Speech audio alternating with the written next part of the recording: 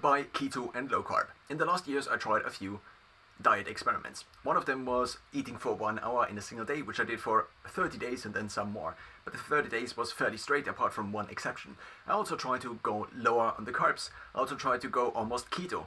I tried to do very many things. Now, what I've arrived at is something different. And this something different is a very flexible approach that is based on mostly my body's needs. And how do I now guess my body's needs? By what my body kind of tells me. So what I'm kind of requesting from my body is, okay, what would you like to eat now? So of course this is not a real conversation, but my body drives me towards eating certain things anyway. So if I have a given selection of foods, then my body kind of often chooses. So my body chooses whether I want to eat a tomato, whether I now make pasta, or whether it's just meat, or whether it is protein powder, and also which protein powder. So what I've begun is to, instead of trying to have an external source for what I actually should eat, I just try to have my body figure it out on its own. Now, of course, this only works under certain constraints, and these constraints are that I, for example, don't have much sugar in my diet. So if there is a product that has added sugar, then over the course of now weeks to months, this eventually ends up with me just having higher body fat, which is not something I really strive towards.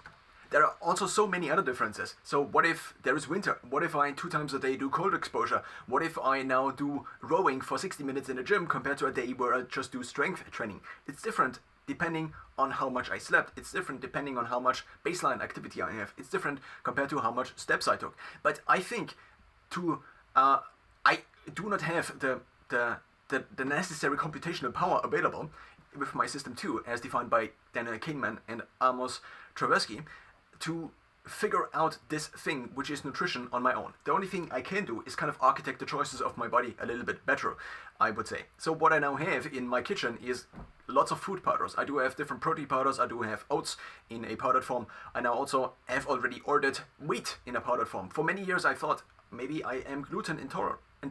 I also did a gene test which said that I'm very likely to have a gluten intolerance. So I tried dairy again also in the last year, but then it turns out that dairy seems to also cause something. And then I also heard Andy Galpin talk about, okay, if one avoids a food for a certain period of time, then if one then again ingests the food, one is potentially more sensitive to the food anyway. So what if I, instead of trying to reduce all the items I can eat on a daily basis, on a weekly basis, because they all have some negative side effect, what if I instead opt for something else, which is that I am as flexible as I can be? So what if I'm traveling? So what if I have to go there and there and there, but at the same time ideally maintain good body composition and also my sports performance? So now there could be, I think, 2 vectors which would then result in a basically nutritional recommendation. The first one would be optimizing for high quality sleep, maybe as approximated by a sleep score. And the second one would maybe be opting for high quality performance in the workouts. Now the problem with the workouts is it's not as comparable. So if I have a run and I ran yesterday before, so the day before maybe, then the run on the next day might have the negative side effect, or might suffer from the negative side effects of recovery processes in my legs, for example, still going on. So there are all these different variables that play basically into nutritional choices, but also into workout performance that I probably am not able to figure out on my own. I recently did try to track more variables. I already have been tracking in the last couple of years with 2 watches. One of now broke, which I had to replace with a Galaxy Fit. And so, as of now, there is no platform which figures this out. And I think, so one could try to approximate basically with collecting as much data as one could possibly get, and then connecting this to all the science. One could basically try to approximate what otherwise the body does on its own, which is this whole process of data analysis happening in system 1, which then results in a food recommendation, which is then basically a craving. Now, cravings already has kind of a negative side, a negative association to it, but at the end of the day, so craving is just a word now that says something like this. But what if my body requests to eat something, and if that's not so what I'm generally trying to do is, if my body requests something that's kind of outside of the box of things I, with system 2, allow it to be in, which maybe would be a cake, which maybe would be something else, then I try to basically reroute the body's cravings into something that is actually useful. So if I, let's say, I really want to eat cake, then maybe instead of eating a cake, I actually reroute to eating a carrot, which also has some fructose in it. So I can basically have the cake and both eat it too, one could say. So in the last couple of years, I tried so many things, and I tried the low carb, I tried the almost ketogenic approach, I tried eating higher in fat. But what it mostly I think resulted in is, first of all, now of course it's hard to boil down years of data and also data analysis into something that is now a simple conclusion. But now if I have control, kind of admin control over what I can eat or out of the foods I can select, and if I don't expose myself too much to the supermarket, for example, and the supermarket shelves that are just full of cookies, then what results eventually is that my body begins to kind of stir me towards. It's like these slow waves of, okay, now on this day fluctuate more towards higher in protein, and after this day of a high or a highly intensive run, then it's more this, and then I do a sprint training, which is 1 minute on and 1 minute off for me, and then I fluctuate towards maybe nothing because my body is totally stressed and doesn't want to eat at all. So at the end of the day, I think I cannot, at least at this point in time, approximate my body's food recommendations with an algorithm. I tried Inside Tracker, which gave me some recommendations, but it turns out every time I eat lots of flaxseed that I kind of get headachy or nauseic, such that it's almost like I have to puke.